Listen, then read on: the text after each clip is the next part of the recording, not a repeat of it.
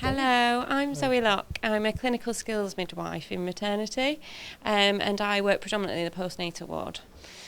So I am here today for Pitch for Equipment to support our newly established transitional care ward. And this is allowing us to go back to basics and support parenting skills and provide the same care that they do on the neonatal unit. So the babies that are now coming to us, a lot of them are preterm and vulnerable neonates, and we know that the evidence is that they need a calm and quiet environment to support their neurological development.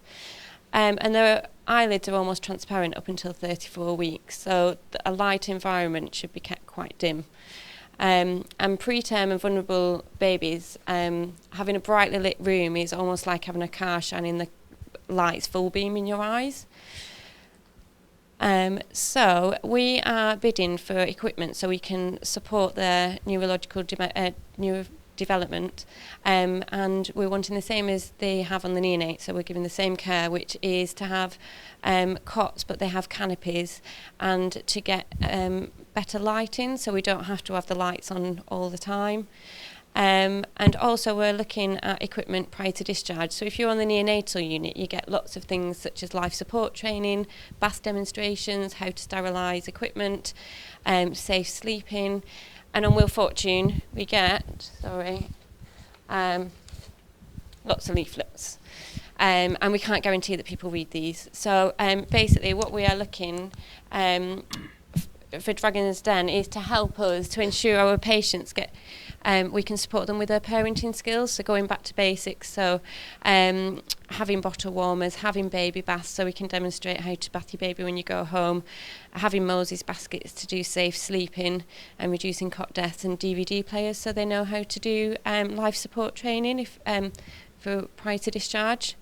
And the benefits of this are parents go home feeling more empowered, parent skills are taught and parents feel more confident, potentially reduce the risk of cot deaths because we're going through the risk factors, sterilising, how to sterilise, so preventing gastroinfections and readmissions, and the vital skills that they'll need to go home with life support training. And we believe that this will encourage bonding and reduce postnatal depression. And for staff, I think it gives empowerment for them, it gives them good job satisfaction, and it's going back to the basics, what we used to do. So this is just a little quote, which is, people will forget what you said, people will forget what you did, but they'll never forget how you made them feel. That is my pitch. Thank you. I'll kick off with a question myself, if I may, Zoe. Thank you very much. Made me think. And it's interesting, there's a theme coming through with these pitches around how we can share learning and make the experience less daunting and all that sort of thing, and lots of use of technology. And it made me think, presumably the messages that we want to give to our parents and that sort of thing are much the same as they are throughout the country. And I wonder if there's anything available already, by way of, you talked about DVDs and video stuff and filming, that's available nationally that we could tap into. So I worked in Manchester and Darrowford, and the MSWs would be taught, so I predominantly worked with the MSWs, would do the discharge talk, so they would show them a Moses basket and how to do safe sleeping and baby bath demonstrations, and know that they were going home confident. Whereas the other units use a DVD player, so they go through a discharge talk. But I think if we doing this approach, it brings women and families into the day room. They're more likely to socialise with each other. And it just, because a lot of the time you close your curtains and you don't see anybody, but we want to get that social aspect again. So bringing people into the day room for the discharge talk, everyone gets together, and I think that's how connections are made, and reduces postnatal depression, because they go home and, you know, there's that expectation that that's your baby, and now you go home and you know everything what to do, and it is very overwhelming. So I think it's just dragging it back to basics and starting from scratch, really. So it's a good answer, thank you. Great concept, great principle. So I get it, but I just wanted clarity on what we're actually paying for in the 2000, because obviously the canapé idea for the cots is an expense. I understand that. But a lot of the other stuff you've said is more about staff interacting with patients. So on that, are we paying for further staff sessions for training for parents, or what are we? No, so basically for us to have the same environment as the neonatal unit and support that neurodevelopment, we need lighting. So on neonatal they have dimmer lights, so that we would change the environment with the light.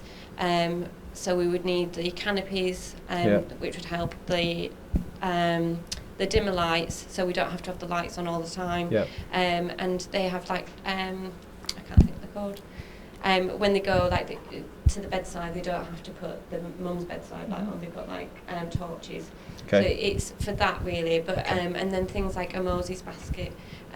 We need to get special baby baths because we can't just get a baby bath. We have to have specialist ones that are on the wheels so we can demonstrate them and that patients can use as well, because currently we don't have a baby bath. Okay. And we do have patients that are there for quite a while, so that would like to bath the baby after a little while. So it's getting the equipment, sterilising, and so it's getting the equipment to not just teach it, but for them to use as well. Okay.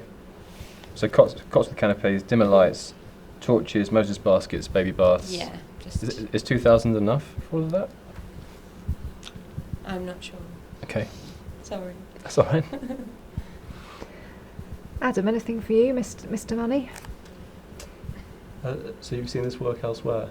Yeah, so I worked in Manchester, and this is how I was taught. It was so when I came here and realised that we didn't have a baby bath, and people went home within 6 hours, and nobody had observed them making a bottle up, or nobody had observed them, warming their express milk up, or changing a nappy or baby bathing. And I was a bit like, well, how do you know that happens? How do you know they're safe?